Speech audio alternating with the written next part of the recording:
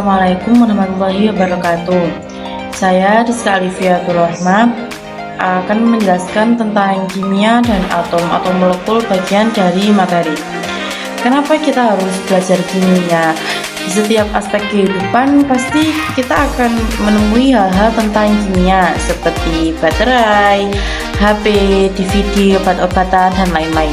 Di sini kita akan belajar tentang materi apa yang menyusun bumi, bagaimana komposisi memengaruhi sifat, bagaimana zat memengaruhi satu sama lain, dan struktur materi dan lain-lain. Contohnya seperti studi gases dengan menentukan V, gas yang bergantung pada tekanan, temperatur, jumlah. Terus ada data di mana mencatat pengamatan yang tercatat hubungan antara V, P, T, dan N. Lalu hukum dengan PV sama dengan nRT dan R adalah konstan. Teori kinetik gas yang menjelaskan perilaku gas dan model teoritikal alam yang paling signifikan. Atom merupakan partikel submikroskopik yang kecil, menyusun semua zat kimia, menyusun semua mikroskopik partikel kecil yang memiliki sifat unsur yang diberikan terdiri dari elektron, neutron, dan proton. Materi merupakan semua hal yang memiliki massa dan menempati ruang. Massa adalah ukuran momentum objek atau hambatan terhadap perubahan gerak. Berat adalah gaya yang menyebabkan benda tertarik dan gravitasi. Materi terdiri dari reaksi kimia sama dengan transformasi yang mengubah komposisi kimia suatu zat, dan penguraian reaksi kimia di mana satu zat terurai menjadi dua atau lebih zat yang lebih sederhana. Selanjutnya ada unsur. Zat yang dapat diuraikan menjadi bahan yang lebih sederhana melalui reaksi kimia.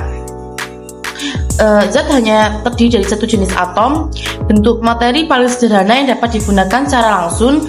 Zat yang lebih kompleks yang terdiri dari unsur-unsur dalam berbagai kombinasi. Simbol kimia untuk unsur. Simbol kimia satu atau dua simbol huruf untuk setiap nama unsur. Huruf pertama kapital, huruf kedua huruf kecil.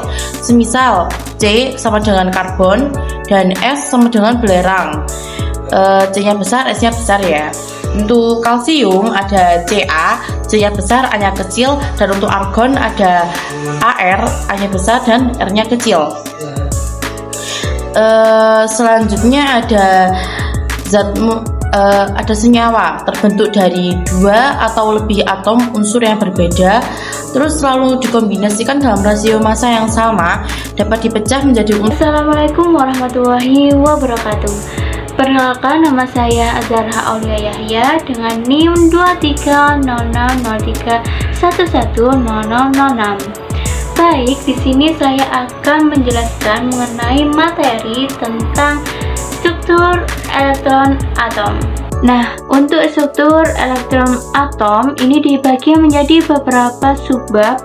Yang pertama ada radiasi elektromagnetik, yang kedua ada gelombang, yang ketiga ada macam-macam dari gelombang, yang keempat ada radiasi benda hitam, yang kelima ada efek fotolistrik, yang keenam ada sifat energi, ketujuh ada hukum Bohr, yang kedelapan ada mekanik kuantum, dan yang kesembilan atau yang terakhir adalah perhitungan dari kuantum. Radiasi elektromagnetik. Nah, apa sih yang dimaksud dengan radiasi elektromagnetik itu? Radiasi elektromagnetik adalah suatu energi yang menghasilkan suatu gelombang dengan adanya medan magnet dan medan listrik. Contohnya biasanya itu adalah cahaya. Kenapa cahaya? Karena cahaya itu memiliki gelombang yang gelombangnya itu bisa kita lihat secara langsung. Nah, untuk rumusnya mencari radiasi elektromagnetik adalah C sama dengan lambda dikalikan frekuensi. C adalah konstanta dan lambda adalah panjang gelombang. Yang kedua adalah gelombang. Nah, gelombang adalah suatu getaran yang menghasilkan amplitudo dan panjang gelombang. Panjang gelombang dengan simbol lambda artinya jarak antara dua titik dalam media sedangkan amplitudo adalah ketinggian pada gelombang, dan gelombang sendiri memiliki frekuensi yang artinya jumlah banyaknya gelombang dalam satu media per satuan waktu. Nah, satu gelombang ini terdiri dari satu bukit dan satu lembah. Untuk rumus mencari gelombang adalah V sama dengan lambda dikalikan F. V adalah cepat lambat gelombang dengan satuan meter per second, lambda dengan satuan meter, dan V adalah satunya hertz. Untuk tren dalam gelombang itu apabila frekuensinya naik maka panjang gelombangnya turun atau lambdanya itu turun. Sebaliknya, jika frekuensinya itu turun, maka lambdanya itu akan naik. Bila frekuensinya itu semakin besar, maka gelombangnya itu semakin sedikit. Yang ketiga, ada macam-macam gelombang. Nah, macam-macam gelombang ini ada gelombang cahaya, gelombang suara, dan gelombang air.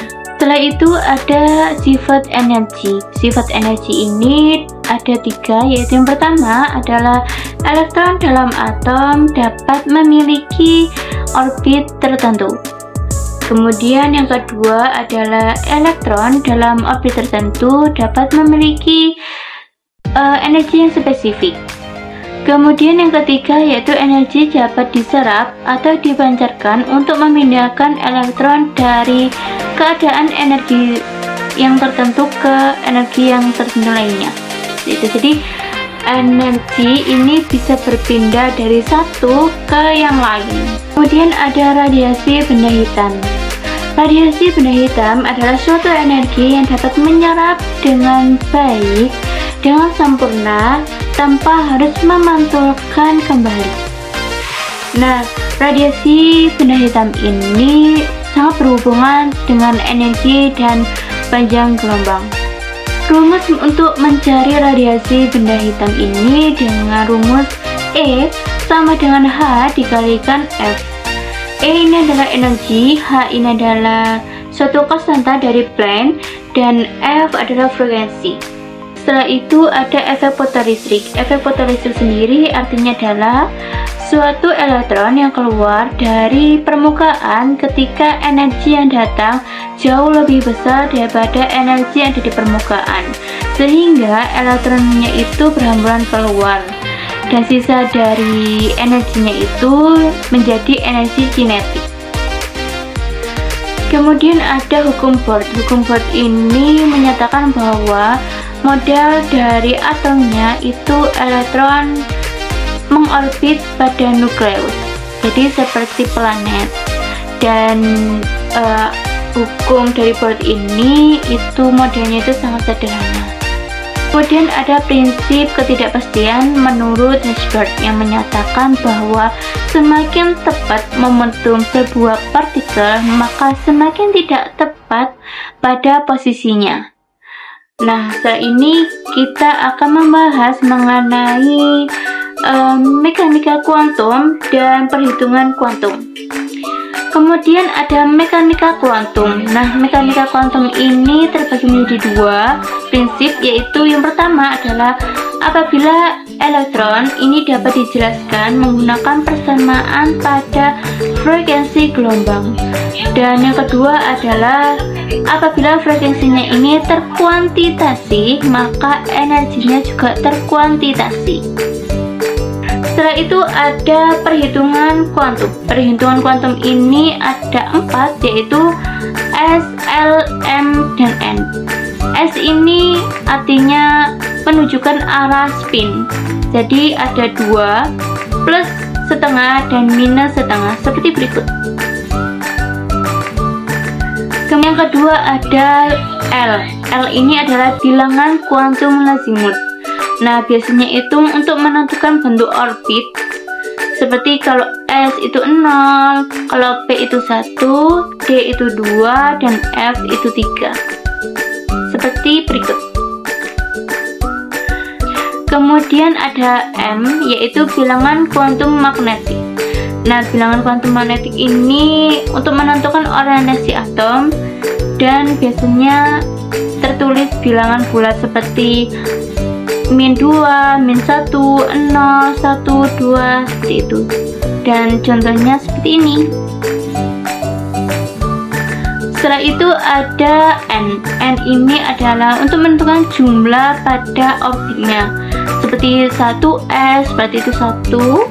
Kemudian 2S, 3S, dan seterusnya.